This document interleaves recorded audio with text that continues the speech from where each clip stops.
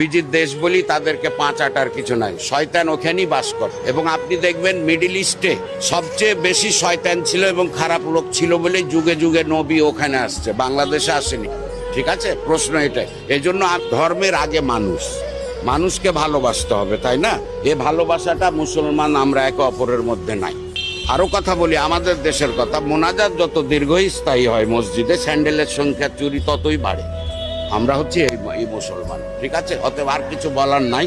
America attack করছে ইরানে যে হরমুজ প্রণালীটা আছে, গত যুদ্ধটাতে আমেরিকা হেরে গেল, এসবটার জন্য ওরা ভেনিজুয়েলা দখল করলো। তেলটা বিশুদ্ধ ছিল না, আমেরিকার বিশুদ্ধ তেল তৈরি করার মেশিন তৈরি করতে 2 দিনও লাগে না। তারপরে ইরানকে অ্যাটাক করবে এটা জানতাম। আমার প্রশ্নটা হচ্ছে রাগ আমেরিকা ইসরায়েলের ওপর না, আমার রাগ সৌদি আরব, কুয়েত, দুবাই, কাতার এদের ওপর। এসব মুসলিম দেশগুলো, এত বড় লোক কান্ট্রিগুলো ইরানকে সাপোর্ট না করে কেন আমেরিকান সোলজারদের আশ্রয় দেয় ওখানে? না, ওরা তো আমেরিকাকে নিয়ে আসছে সবকে। আজকে ট্রাম্প কিছু বলুক, সৌদি আরবের বাদশা সোনার টয়লেট পাঠায় দেয়, অথচ আদার্স থার্ড ওয়ার্ল্ডের মুসলিমরা না খেয়ে মরে থাকে।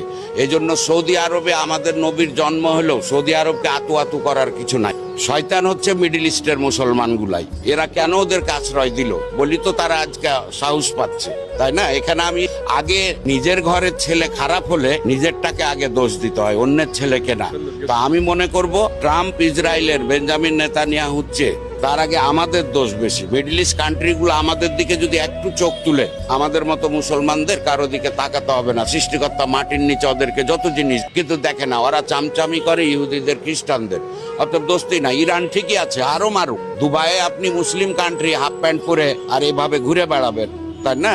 এটা তো সহ্য হবে না ইরানের, তাই কি না? এমনকি আমাদের দেশেও দেখেন আপনি, ফরজ নামাজ নিয়ে কোনো প্রবলেম আসে না। শবে বরাতের নামাজ সুন্নাত কি নফল, এ নিয়ে বহুত মারামারি মার্ডার আছে। ওই লোকটাকে দেখতে যান, ওই লোকটা ফরজ নামাজ পড়তে আসে। অতএব আমি কখনোই আমেরিকা ইসরায়েলকে আগে খারাপ বলবো না, আগে আমরাই খারাপ। আমরা মিডল ইস্টে ওদেরকে আশ্রয় দিব কেন?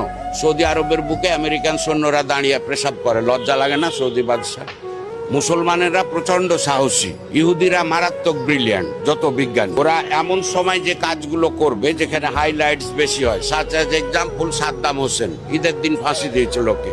ঈদের দিন তো দেওয়ার কথা না, কিন্তু ওরা ওই দিনগুলাতে দেয়। রমজানে অ্যাটাক হবে, আরো বেশি অ্যাটাক হবে, লোকজন জানবে, মুসলিম বিশ্ব হয়তো একতাবদ্ধ হবে, আন্দোলন হবে, এটাই চাই ওরা। আমেরিকা এবং রাশিয়া এই দুইটা দেশ কখনো মারামারি করবে না, স্নায়ু যুদ্ধ তো বুঝেন, ওরা মাথা দিয়ে নড়ে, কিন্তু ভিতরে ঠিকই মিটিং হয়ে যায়। তুই ইউক্রেন দখল কর, আমি ভেনিজুয়েলা দখল, তুই যুদ্ধ লাগা, আমি অস্ত্র বিক্রি করব। এদের চরিত্র এটা। কিন্তু আমার কথা হচ্ছে আমাদের চরিত্র খারাপ হবে কেন? মুসলমান ধর্ম